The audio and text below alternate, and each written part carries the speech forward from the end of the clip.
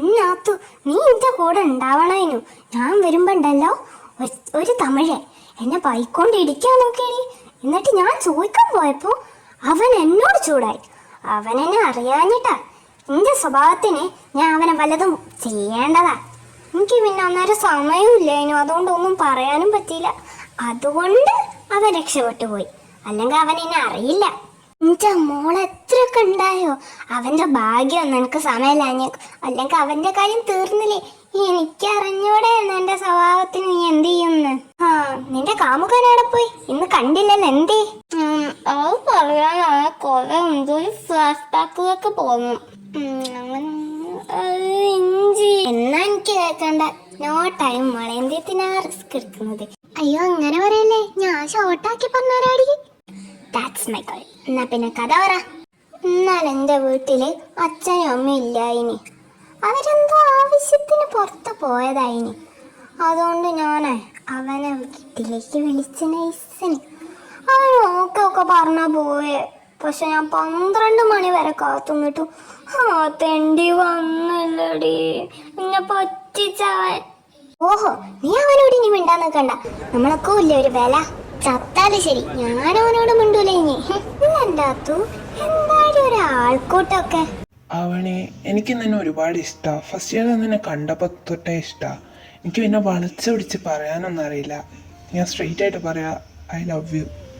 Sorry, എനിക്ക് ഒന്നേ പറയാനുള്ളൂ, നോ. എൻ്റെ മോനെ, നോണ് പറഞ്ഞെങ്കിൽ ഇത് ഹോട്ടായിട്ട് അവളെ പറഞ്ഞത്. ഇതെനിക്ക് അവളെ എത്ര ഇഷ്ടം. പിന്നെ അതിന് ഓളാരി ഐശ്വര്യറായും ചമ്മോ. ഞാൻ ഓളെക്കാട്ടില് ഹോട്ട അല്ലേ അതോ? അങ്ങനെ ചോദിച്ചാ ഈ ക്യൂട്ടല്ലേ? ക്യൂട്ടിന്റെ കാര്യല്ല, ഞാൻ ഹോട്ടാണോ എന്നാ ചോദിച്ചേ. നീ അപ്പിയറൻസ് ഒക്കെ മാറ്റി ഒന്ന് ഹോട്ടൊക്കെ ആവും. ഇന്ന് ഈവനിങ് ഞാൻ എന്റെ കുറച്ച് ഹോട്ടായ ഡ്രസ്സൊക്കെ ഇട്ടിട്ട് നിനക്ക് കുറച്ച് പിക്സ് ഒക്കെ അയച്ചുതരാം. എന്നിട്ട് നീ പറ. എടി, പഠിക്കാൻ വേണ്ടി അച്ഛൻ ഫോൺ എടുത്തേച്ച്. ബട്ട് എന്റെ കയ്യിൽ വേറൊരു ഫോണുണ്ട്. അപ്പം ഞാൻ നിനക്ക് ആ നമ്പർ തരാം. അതേലത് നീ എന്താ കാട്ട്. ഈ പിക്ക് കൊള്ളാം, നല്ല ഹോട്ടായിട്ടുണ്ട്. ഇത് അവൾക്ക് അയച്ചു കൊടുക്കാം, നല്ല രസമുണ്ടാവും.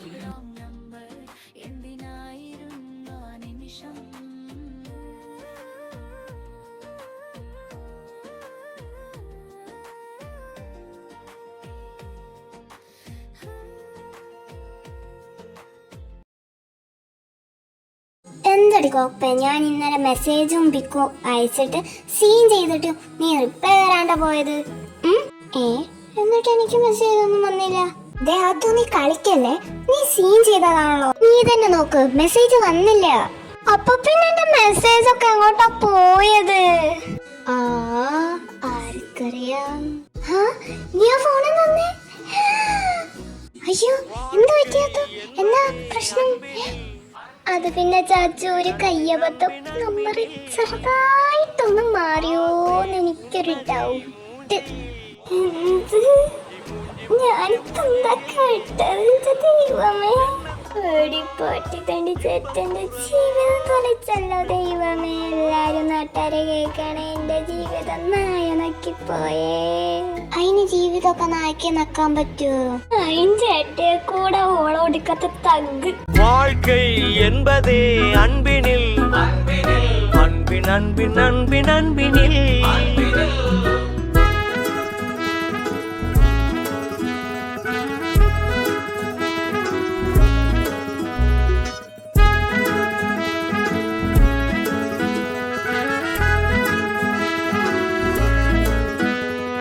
நேரம் போகவில்லை போகவில்லை போகவில்லை பங்காளி. சோகம் ஏதுமில்லை ஏதுமில்லை ஏதுமில்லை வாவானி. என்ன பண்ணலாம், ரொம்ப பண்ணலாம், சேர்ந்து பண்ணலாம்.